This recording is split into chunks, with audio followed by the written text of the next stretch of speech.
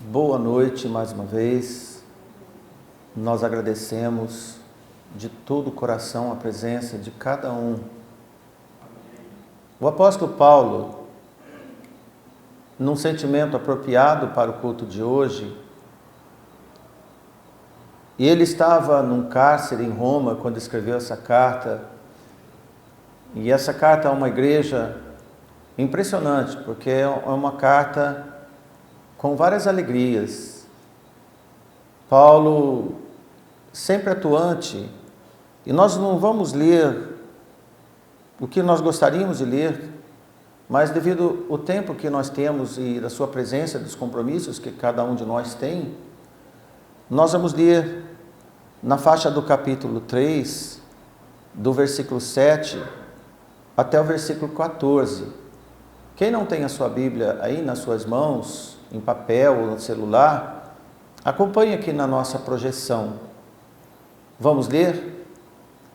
Carta de Paulo à igreja em Filipe, na cidade de Filipe, no capítulo 3, versículo 7. Diz assim o apóstolo: Mas o que para mim era ganho, reputei-o perda por Cristo, e na verdade tenho também por perda todas as coisas pela excelência do conhecimento de Jesus Cristo, meu Senhor, pelo qual sofri a perda de todas essas coisas e as considero como escória para que possa ganhar a Cristo.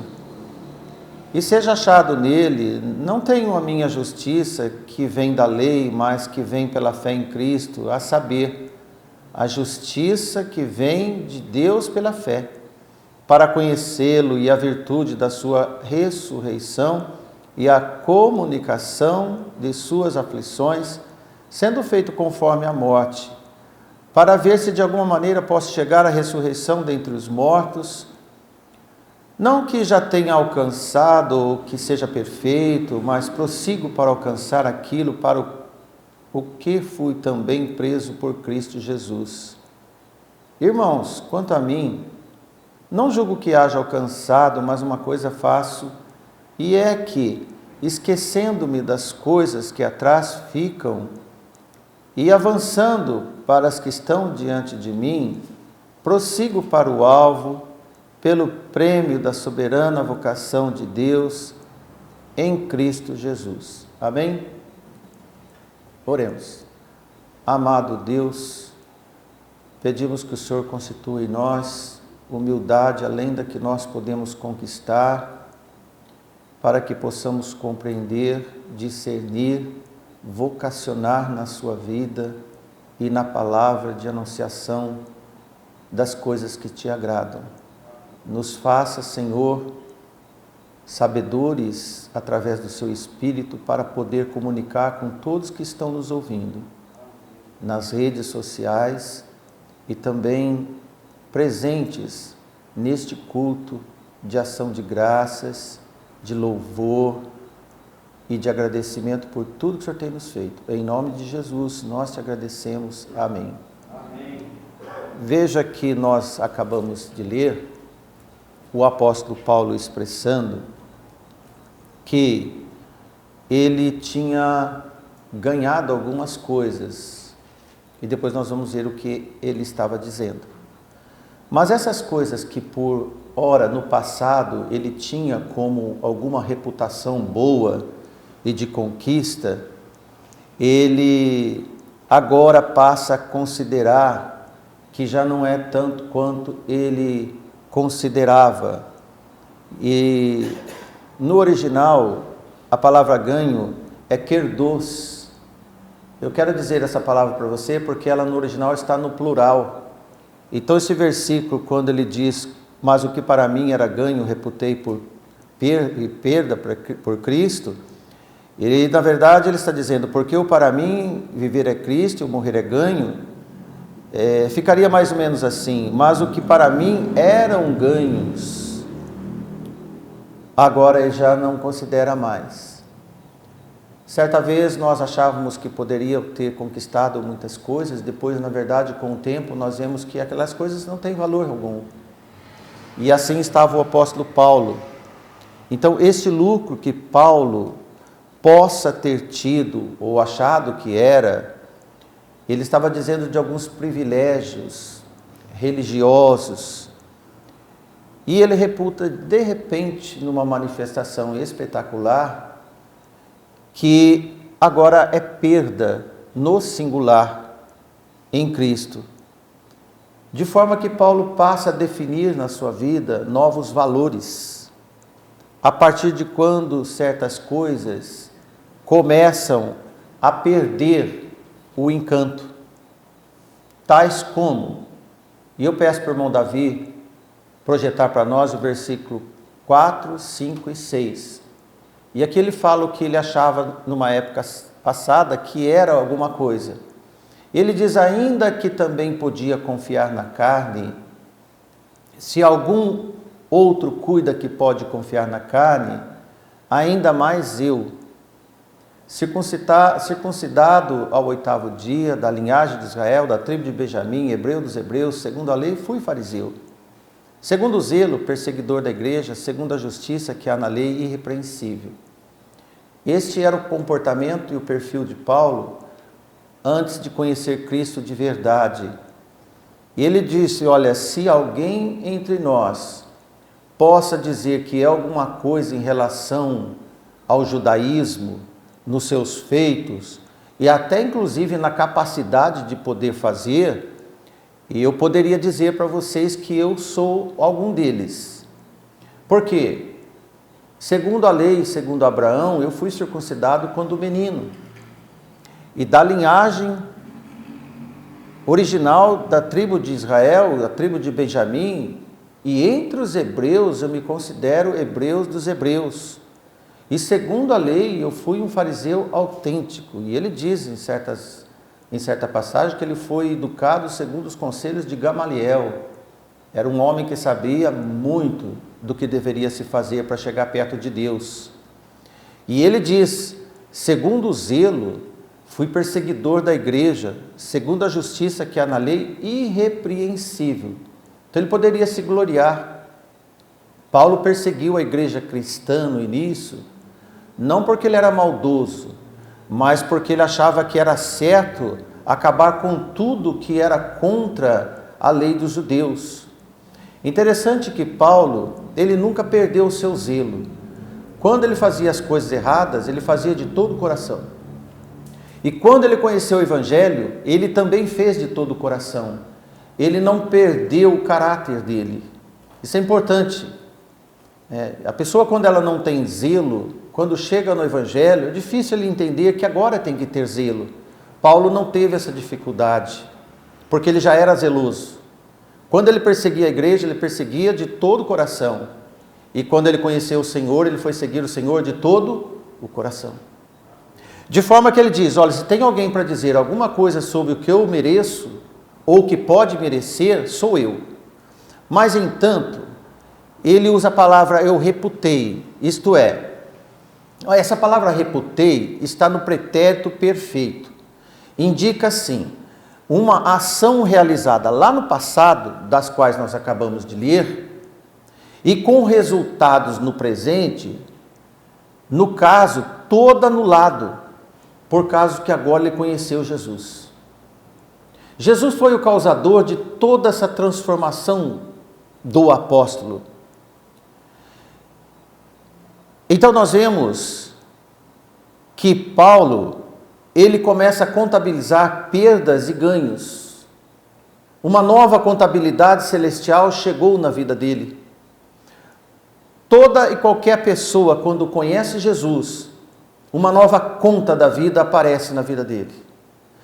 Coisas que no passado eram tão importantes, então você vai reputar como um lixo, como uma escória ele usa, que não serve mais para nada. E cada um de nós deve ter uma contabilidade um dia para apresentar a Deus. E Paulo já começa a contar o que ele precisa fazer para que no encontro do Senhor as coisas poderiam ser mais certas possíveis para receber do Senhor a graça. De forma, irmãos, que entre ganhos e perdas da vida secular, Paulo optou para servir ao Senhor. A palavra perda é traduzida como dano. Indica que todos os ganhos ligados a esta vida que nós estamos, antes da conversão, agora quem conhece o Senhor, essas coisas são transferidas como uma contabilidade na coluna de perdas do livro Razão da sua vida por Cristo. Por causa de Cristo, todos esses feitos passados tão valorosos de bater no peito, Paulo coloca na lata de lixo. E ele diz no versículo 8: e na verdade tenho também por perda todas as coisas pela excelência do conhecimento de Cristo, meu Senhor, pelo qual sofri a perda de todas essas coisas, e as considero como escória, para que possa ganhar a Cristo. Quando Jesus não é o causador de transformação, não houve salvação. Ele tem que causar na sua vida. Como um acidente causa, como o nascimento de uma criança salva, são exemplos seculares, que muda toda a casa. A conversão, o conhecimento de Jesus, ele vai causar muitas coisas nas nossas vidas. E posso dizer para você que conhecer Jesus deve ser assombroso e maravilhoso ao mesmo tempo. Porque coisas excelentes acontecem e nós vamos começar a enxergar as coisas que nunca prestaram para nós. E ele diz, na verdade, é traduzido como antes, porque Paulo estava há quase 30 anos de experiência no Senhor, quando escreveu essa carta. E como já disse aos irmãos, escrevendo essa carta e preso, jamais ia fazer isso antes. Além de considerá-las perdidas, todas aquelas coisas passadas foram na realidade agora também rejeitadas. E já não dá mais valor o que perdeu. Porque quando alguém perde alguma coisa que ainda está ligado, agregado, fica com sentimento de perda. E Paulo não tinha sentimento de perda alguma daquelas coisas, porque ele não dependia mais delas. Porque aquelas coisas já não tinham mais valores nenhum e eram rejeitadas por ele. E ele fez questão de escrever essa carta e dizer para os irmãos, para saberem que ele não dependia mais delas. Então, a salvação da alma de alguém é cravada como Jesus na cruz, quando nada dessas coisas fazem efeito algum em nós. Isto é ser lavado pelo sangue de Jesus. Além de tornarem nulas e sem valor, a consideração agora é repugnante. Você não tem mais desejo, não tem mais vontade e tem nojo. Por isso que ele diz como escória, em referência a esterco, a refúgio. As coisas passadas que alguém pode ter, que é a confiança, a autoconfiança, a de justificar-se a si mesmo, ou de ter méritos porque eu fiz isso, porque eu fiz tal coisa, que eu fiz algo mais, sempre nesse pecado de comparar com alguém, porque eu faço e o outro não faz. Essas coisas já não tinham mais sentido na vida do apóstolo Paulo. Ele ensina a nós também a entender que essas coisas são obras mortas, porque são obras sem fé. São obras por esforços de cada um, esforços humanos. O que mudou tudo, essa motivação sem precedentes, dessa reviravolta geral em Paulo, que deve acontecer com todos nós, foi ganhar Cristo. Como disse Jesus em Mateus capítulo 16, versículos 25 e 26, apenas 2 versículos. Olha o que disse nosso Senhor Jesus. Porque aquele que quiser salvar a sua vida, perdê-la-á. E quem perder a sua vida por amor de mim, achá-la-á. Pois que aproveita o homem ganhar o mundo inteiro e perder a sua alma? O que dará ao homem recompensa da sua alma? Vamos comentar apenas agora sobre esta última frase.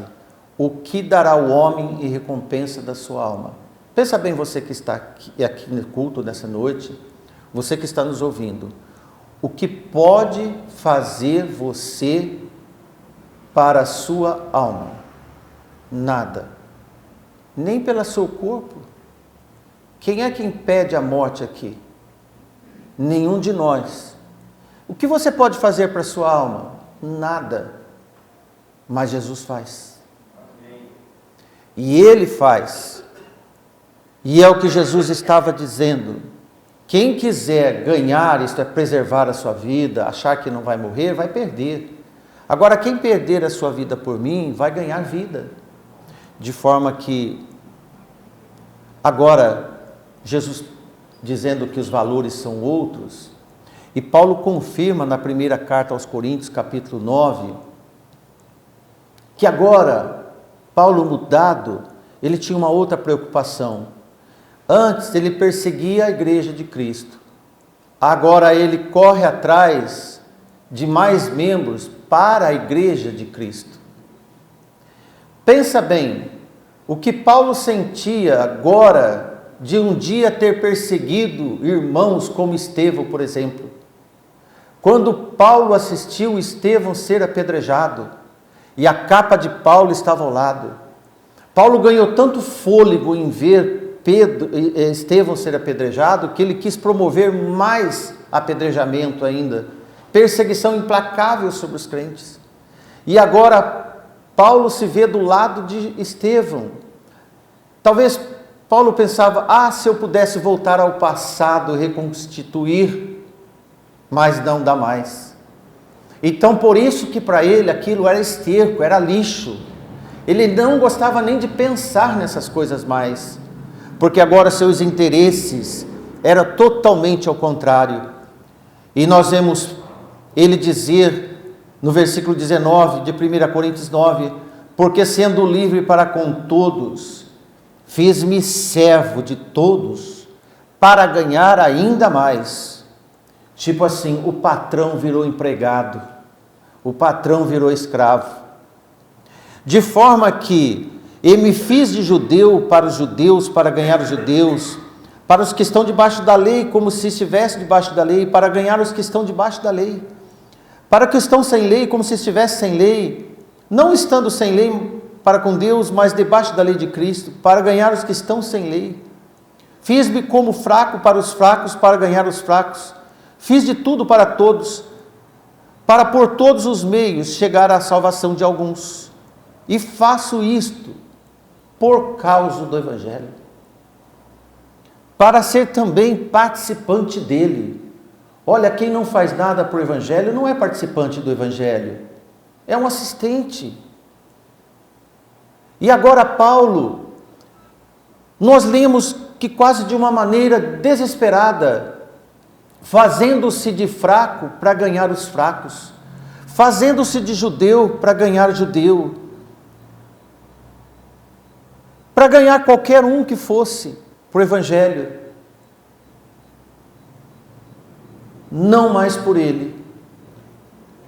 Mas, como é difícil alguns legalistas lerem essa passagem do apóstolo Paulo, como deve ser estranho aceitar essas palavras de Paulo, porque ele sai fora até dos métodos conservadores para fazer o trabalho e para agradar quem mudou toda a sua vida. E veja que no versículo 9, Paulo escreve, e seja achado nele, não tendo a minha justiça que vem da lei, mas a que vem pela fé em Cristo, a saber a justiça que vem de Deus pela fé. Agora Paulo não encontrava mais justiça fazendo dos cristãos pessoas abatidas. Ocorre que Paulo encontrava justiça na fé de Deus. Nem na lei dos judeus que ele tinha, ele não encontrava justiça. Embora a lei é tão justa, mas Paulo encontrava justiça na fé de Deus. A lei é justa, mas eu encontro justiça na fé de Deus. E Paulo continuava ignorando todas as aquisições pessoais para poder ser encontrado em Cristo, para se ver em Cristo. Em 2 Coríntios 5,17, Paulo escreve: se alguém está em Cristo, nova criatura é, e as coisas velhas se passaram, e eis que tudo se fez novo. A lei era uma coisa boa, mas era passado. Mas ela era velha, agora as coisas novas era Jesus. E veja que no versículo 10 ele disse: para conhecê-lo, conhecer Jesus. O alvo é cada dia mais discernir Jesus nas nossas vidas. Nós precisamos, meus irmãos, você que está aqui, discernir Jesus. Entrar nas suas entranhas, trabalhar pela sua causa e ter acesso cada dia mais livre ao conhecimento de Deus. Para conhecê-lo é a virtude da sua ressurreição e a comunicação de suas aflições, sendo feito conforme a sua morte. Essa declaração de Paulo é: agora que eu estou vivendo, eu vivo olhando para a ressurreição dos mortos. Como na lei não tem ressurreição alguma, na fé de Deus, a ressurreição é a essência dos cristãos. Se a lei não garante a ressurreição, então já passou. Porque eu quero qualquer informação de Cristo que me faça conforme a sua morte. Conforme a morte de Cristo, irmãos, é para que essas coisas desse mundo sejam todas mortas, sem valia alguma, ou sem valia alguma. Como Jesus disse em João 17,3, a vida eterna é esta, que conheçam a Ti só, por único Deus verdadeiro, e a Jesus Cristo a quem Tu enviaste. Por que Jesus estava dizendo de vida eterna se a nossa vida para por aqui por algum tempo? É evidente que é o assunto de Paulo. Por isso que Paulo pensava na ressurreição. Se você está aqui conosco hoje, amanhã pode não estar mais. Fui perguntar por que meu amigo Deva morreu e o médico disse que foi de morte súbita. De repente o coraçãozinho dele parou de bater. Ainda que possa encontrar algum motivo, mas ele morreu. Agora, quem está no Senhor também sabe que um dia, hora ou outra, não vai estar mais aqui. Então, no que você vai pensar? Não seria melhor na vida eterna? Não seria melhor na vitória da ressurreição dos justos? Estar entre eles? Então, meu irmão, meu amigo, todos nós que estamos aqui, vamos ser sinceros. A nossa vida já não pode mais ficar restrita aos bens que nós temos, a este mundo que nós vivemos, mas a nossa vida tem que estar muito além dessas coisas que nós olhamos e palpamos. Nosso corpo está envelhecendo, nossa saúde está acabando e Jesus está voltando. Amém. Porque nós vamos perder tempo com coisas que nós não vamos levar. Por isso que Paulo apela para o conhecer. E quando Jesus disse, para conhecer, para que conheçam só a Ti, Jesus disse que Te conheçam só a Ti como único Deus. Por que conhecer Deus? Porque conhecer Deus não indica um mero conhecimento de você imaginar, intelectual, mas o reconhecimento de forma prática, na sua própria vida. Porque é a vida fora das letras. O conhecer é experimentar o poder da união com Cristo ressurreto e penetrar na comunhão dos seus sofrimentos, por isso que Paulo diz da sua morte, experimentar a morte de Cristo, todas as dificuldades a serem enfrentadas por causa de Cristo. Quando ele no caminho de Damasco foi chamado por Cristo, e o Senhor pessoalmente disse a ele, e eu lhe mostrarei o quanto deve padecer pelo meu nome.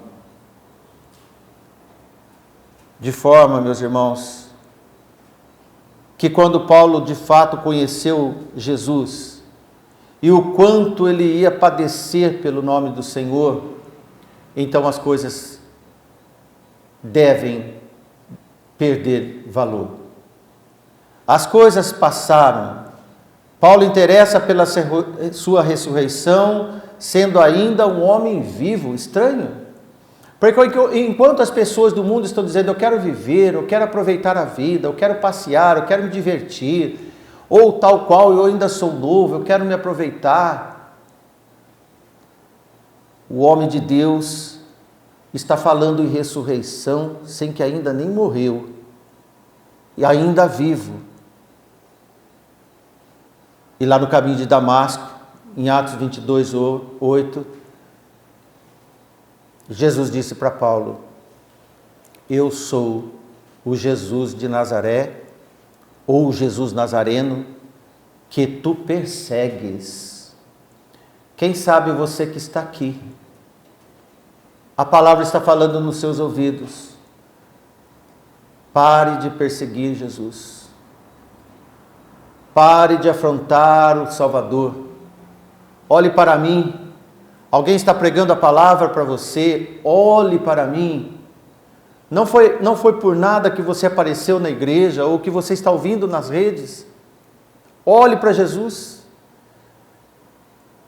Jesus quer falar com você e Ele fala através dos pregadores honestos, das igrejas honestas. Nós nunca podemos esquecer quem já teve o encontro do seu caminho de Damasco com Jesus, e quem ainda não teve, procure fazer um encontro com Jesus como Paulo teve no caminho de Damasco. Sabia que Paulo estava indo para essa cidade, da capital da Síria, para matar e perseguir crentes. Mas tudo mudou na vida dele. O matador de crentes passou a ser pregador para eles. O que ia para matar, agora vem para salvar em nome de Cristo. De forma, meus irmãos, no versículo 11, Paulo volta a dizer, para ver se de alguma maneira posso chegar à ressurreição dos mortos. Novamente, um vivo dizendo em ressurreição de mortos. Uma expressão de humildade, na verdade, não que ele não tinha certeza que isso ia acontecer com ele. A humildade serve para o salvo nunca bater no peito e dizer que é melhor que qualquer um de nós. Você, meu irmão, você que está sentado um do lado do outro, ninguém pode dizer, eu sou melhor, eu sou mais crente. Esquece.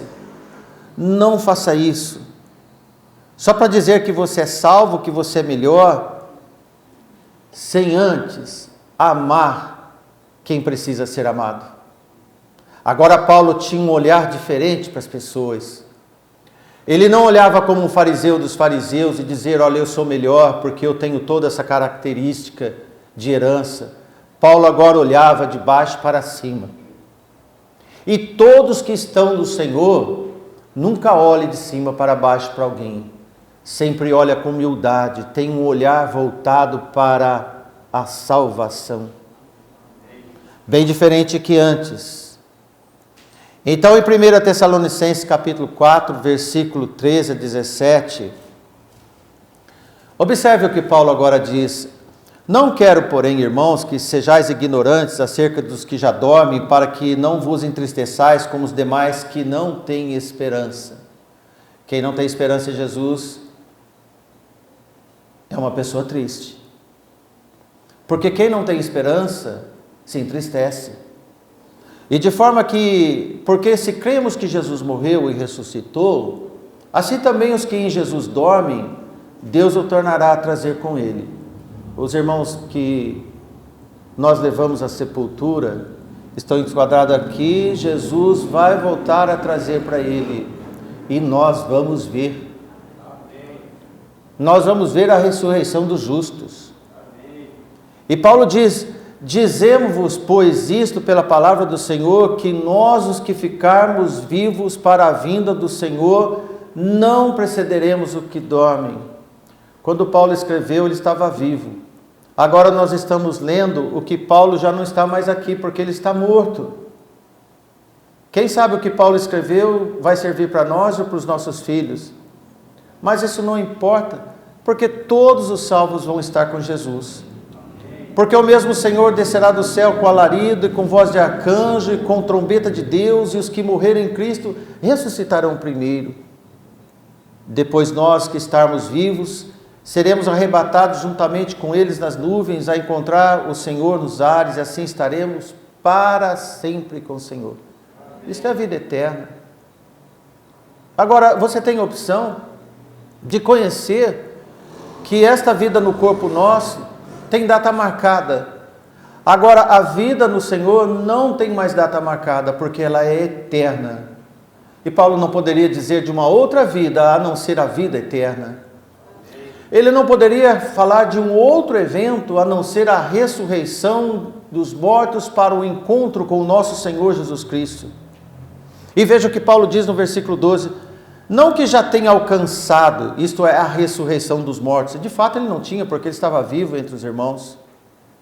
Agora Paulo descansa do Senhor hoje, aguardando a ressurreição, que um dia ele creu. E ele diz, ou que seja perfeito, mas prossigo para alcançar aquilo que para que fui também preso por Cristo Jesus. Aqui ele diz que ele estava na cadeia. Mas que importa? As pessoas podem nos algemar, mas não nos livra da salvação. As pessoas podem tirar a nossa vida, como tem tirado de muitos cristãos no mundo afora. Hoje tem irmãos presos por causa do Evangelho. Hoje tem irmãos sendo torturados por causa do Evangelho. Mas o fogo, a tortura, não tira deles a glória eterna. E só Jesus pode fazer isso. Por isso que Paulo agora mira na reta de chegada, e não no passado, que agora é esterco. Então Paulo muda o seu olhar para Jesus, não só nesse mundo, mas ele olha para Jesus na sua volta. A igreja do Senhor tem que olhar para Jesus na sua vinda, porque vai passar tudo tão rápido. E Paulo quer dizer que ele não queria deixar a impressão de que ele já tinha chegado. Paulo indica cuidadosamente que ele ainda estava muito envolvido na corrida dessa vida. E ele demonstra que tinha muito o que fazer. Tudo para não transmitir um orgulho para os irmãos, tipo, eu, Paulo, já estou dentro. E você, irmãos de Filipos, ou de Tessalônica, ou de Coríntios, ou de Roma, cuide que vocês têm que se cuidar, porque eu já estou dentro. Paulo jamais quis dar essa impressão de superioridade, sendo o apóstolo do Senhor. Quizá quem um de nós pode querer ousar dizer isso. Essa advertência contra a má interpretação de que ele, Paulo, estivesse numa condição acima dos demais irmãos, devemos tomar como lição para todos nós. Embora sabia que não era perfeito, sua vida tinha mais valor que a causa.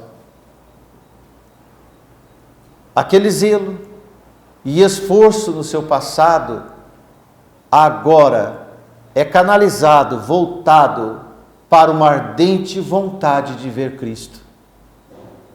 Todo crente tem que ter muita vontade de ver Cristo. E deve orar, volte logo, meu Senhor. E Ele está dizendo, eis que cedo venho, sem demora, para dar a cada um segundo as suas obras.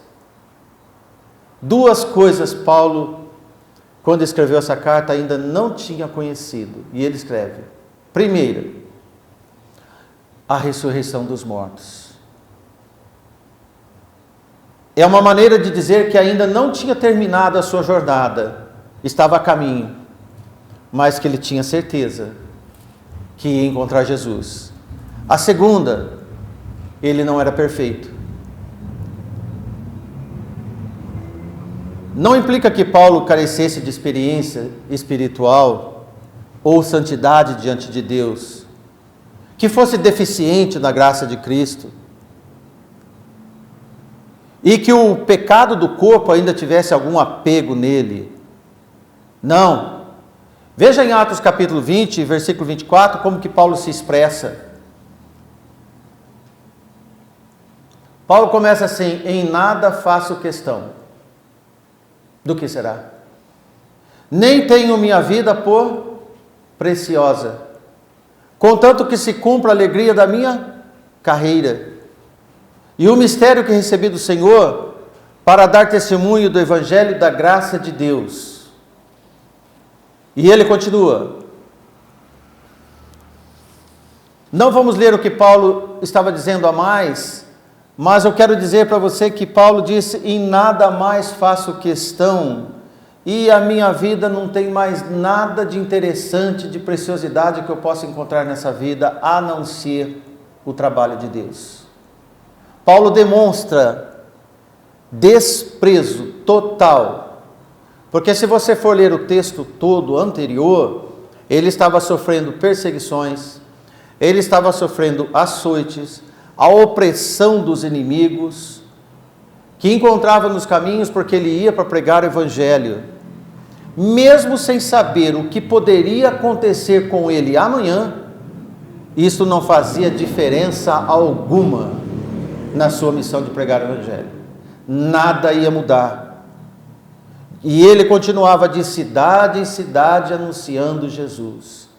Da forma zelosa que ele ia de cidade em cidade perseguindo os crentes, agora ele de cidade em cidade, ele ia pregando Jesus. Se antes ele humilhava, açoitava, prendia e matava, agora quem passava nessa situação era ele. Era açoitado, algemado, deixado no frio, perdido nas estradas, disponível às bestas feras, animais selvagens, mas ele estava passando o que ele tinha feito. Mas ele diz: para mim isso não tem importância nenhuma, porque eu tenho uma missão a fazer. Irmãos, essa pregação de hoje é para você e a mim, irmãos, acordarmos nesse tempo presente, entender que nós temos uma missão a fazer, trabalho a fazer. Mas Paulo, meus irmãos, sabia que todos os resultados da sua vida estavam sendo acompanhados e medidos por Deus. Disso ele não tinha dúvida. Ele sabia que o processo, a sua conta, a sua poupança celestial estava sendo consumado para o dia de Cristo, no dia da ressurreição dos mortos. Em Filipenses capítulo 1, versículo 6, observe que Paulo diz: tendo por certo isso mesmo, que aquele que em vós começou a boa obra, a aperfeiçoará até o dia de Cristo. Meu irmão, olha aqui. Você está na certeza de receber essa carta do apóstolo Paulo, como ele escreveu aos irmãos de Filipe, que quem começou uma obra em você vai aperfeiçoar até o dia da sua morte, para te colocar de fato na ressurreição dos mortos. Não que você vai conquistar a ressurreição dos mortos depois que morre, você conquista a ressurreição dos mortos quando conhece Jesus. Hoje, todos os salvos no Senhor devem viver a ressurreição dos mortos. Porque Paulo não optou para fazer uma política de boa convivência com nenhum dos seus ex-parceiros de perseguição. Por isso que agora eles perseguiam Paulo. Na verdade, Paulo era tido como um traidor por causa do Evangelho de Cristo. Irmãos, a tragédia dos nossos dias entre os crentes é o grande comodismo, até uma certa parceria com o mundo, que tratam da salvação apenas como uma salvaguarda pessoal, sem compromisso com uma causa da vida eterna. Precisamos acordar. Eu tenho visto muitas pessoas reclamar do mundo, mas eu não tenho visto crentes dizer sobre Jesus volta logo. Nós não vamos resolver a questão desse mundo. É bom a gente ouvir os irmãos orarem e nós oramos: Senhor, tenha piedade desse país, tenha piedade desses homens maldosos, toque no coração deles. Mas nós sabemos que o mundo vai de mal a pior, e Paulo escreveu. E nós sabemos que quem vai consertar o mundo é Jesus. Amém. Porque Ele já consertou a nós e nós somos provas que tudo tem conserto. Amém. De forma que nenhum de nós pode ter um cristianismo que não tenha embate, que não tenha perseguição e que não constitua inimigos. Porque compromisso associativo com o mundo é um evangelismo sem compromisso, sem temor a Deus. Torna-se um cristianismo de aparência e até de um próprio raciocínio humano, sem a presença de Cristo. Pense em Filipenses capítulo 2, versículo 12 e 13, para terminarmos o sermão de hoje. Paulo escreve: operai a vossa salvação com temor e tremor, não dos homens, mas a Deus. Porque Deus é o que opera em vós, tanto o querer como o efetuar, segundo a sua boa vontade. Você tem certeza que Deus tem uma boa vontade na sua vida? Amém. E tem certeza que você está disponível, apto para isso? Entendendo que as coisas passadas já não têm mais sentido, que agora o que importa é Jesus voltar. Amém. Que Deus nos abençoe. Amém. Boa noite a todos nós. Amém.